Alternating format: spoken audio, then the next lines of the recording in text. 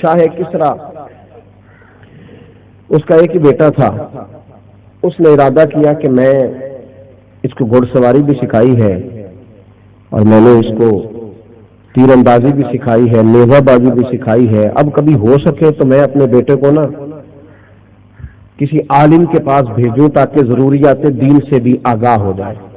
شیخ حسن ایک بزرگ عالم تھے، اس دور میں اپنے علم کے لحاظ سے بزرگ شمار کیے جاتے تھے، تو ان سے کہا کہ حضرت آپ گھر آ کے میرے بیٹے کو پڑھا دیا کریں، تو فرمانے لگے یہ حضور کے دین کا علم ہے، اسے رسوا نہیں کر سکتا، میں تیرے گھر نہیں آؤں گا، تیرے بیٹے نے پڑھنا ہے تو میرے پاس آ کے پڑھے، اس نے اگر پڑھنا ہے تو میرے پاس آئے گا، غریبوں کے بچے بیٹھ کے پڑھتے ہیں وہ بھی پڑھے، آ جائے یہاں۔ کہنے لگا بادشاہ کہنے لگا کہ حضور میں نے بھی بس آزمانے کے لیے پوچھا تھا، ورنہ میرا بھی ارادہ یہی تھا کہ گھر آ کے پڑھے گا۔ الحمدللہ اس عالم کے پاس بیٹے کو بھیج رہا ہوں جو علم کا پاس رکھنے والے، لحاظ رکھنے والے، اس کے پاس بھیج رہا ہوں۔ خیر بچہ پڑھنے لگا، 4-5 سال متواتر اس نے اسباق پڑھے، بلایا بادشاہ کو کہ تیرا بیٹا ضروریات دین سے آگاہ ہو گیا، دستار ہو گئی، سند الفراغ اس کو مل گئی۔ فراغت کے بعد بچہ گھر چلا گیا۔ ایک دن استاد صاحب کو کچھ دنوں کے بعد کچھ خیال آیا تو پیغام بھیجا کہ ذرا شہزادے کو بھیجو، میں نے ملنا ہے۔ 2-4 دنوں کے بعد بھیج دیا بیٹے کو، وہ ملنے آیا۔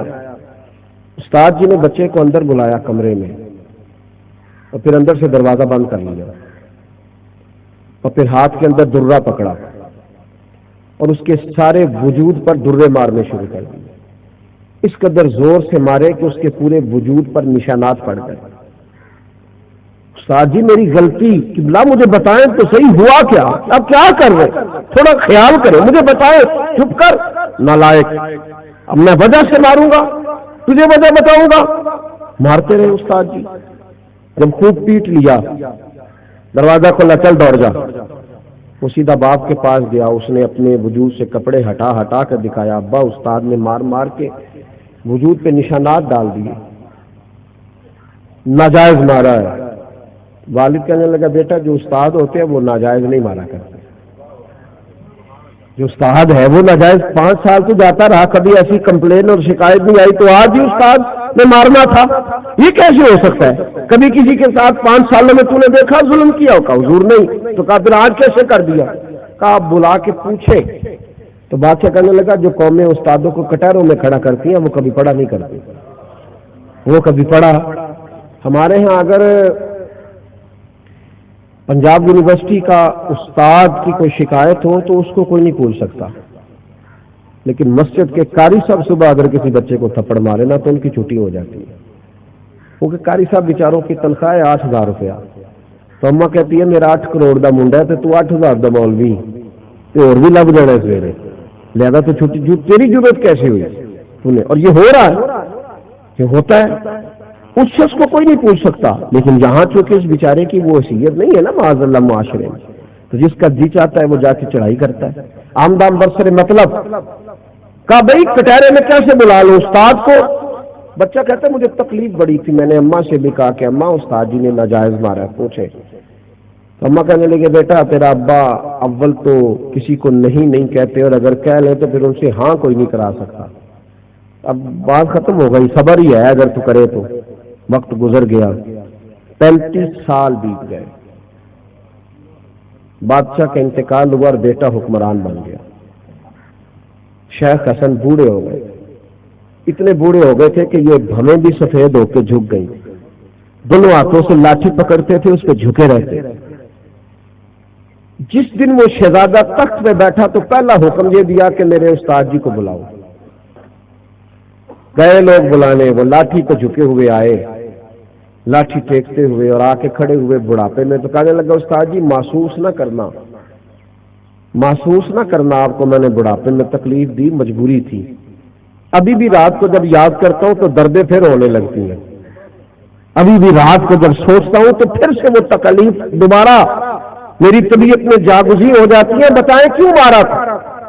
اس وقت تو میں بے اختیار تھا، کچھ کر نہیں سکتا تھا، آج اختیار آیا تو بتائیں تو شیخ نے جو آنکھیں کھولی، بوڑھے تھے، اور غور سے دیکھا تو آنکھوں میں آنسو چمک آئے. کہنے لگے میں تو رب سے دعائیں مانگتا تھا کہ یہ دن آ جائے جو آج آیا ہے. اسی دن کے لیے مارا تھا، آج کے دن کے لیے. کہا استاد جی کیا مطلب؟ کہنے لگے کتنی دیر ہو گئی مار کھائے؟ کہا 35 سال. کہا تجھے بھولا تو نہیں نا 35 سالوں میں؟ آج کیوں بلایا؟ کہاں آج میں با اختیار ہوا تو بلایا. شیخ حسن کہنے لگے بیٹے مجھے پتا تھا تو حکمران بنے گا، کسی کے ساتھ ظلم نہ کرنا، ظلم نہ کرنا. اگر تجھے 35 سالوں میں نہیں نہ بھولا تو مظلوموں کو قیامت تک نہیں بھولے گا. اور فرمایا آج تو با اختیار ہوا ہے تو نے مجھے بلا لیا نا کٹہرے میں، قیامت کے دن غریب با اختیار ہو جائیں گے. وہ پھر بڑے بڑے مجرموں کو بلائیں گے، بڑے بڑے پاپیوں کو کھڑا کریں، اللہ کے حضور سوالوں کے جواب دینے پڑے.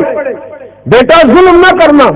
شہزادہ سمجھدار تھا، اٹھ کے آیا، استاد کے ہاتھ چومے. کہنے لگا استاد جی میں جسے پھینٹی سمجھ رہا تھا، مار سمجھ رہا تھا، تشدد جان رہا تھا، مجھے تو اب سمجھ آئیے وہ بھی میرے اسباق میں سے ایک سبق تھا، وہ بھی میرا ایک سبق تھا جسے مجھے یاد رکھنا چاہیے تھا. وہ تو آپ نے میری تربیت یاد رکھے.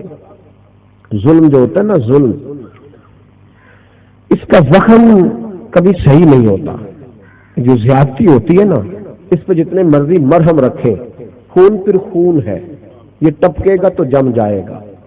دست قاتل پہ جمے یا کف صحرا پہ جمے، یہ جم جایا کرتا ہے. اس کی فطرت ہے نا، یہ جم جاتا ہے. خون پھر خون ہے، جب ٹپکے گا تو جم جائے. دست قاتل پہ جمے یا کف صحرا پہ جمے، یہ جم جاتا ہے. یہ بولتا ہے ظلم نہیں کرے کبھی بھی زیادہ. اور اگر کہیں کسی جگہ کوئی ظلم ہو گیا ہے، کسی جگہ کوئی زیادتی ہو گئی ہے، تو پھر مہربانی کریں آج اس کا بدلہ چکائیں، آج معافی تلافی کریں، آج اپنی غلطیوں کا ازالہ کریں، آج اپنی طبیعت کو بدلیں، آج اپنے ماحول کے اندر تبدیلی لائیں، آج کوشش کریں. ورنہ پھر قیامت کے دن کا جو حساب ہے وہ سخت ہوگا، وہ سخت ہوگا.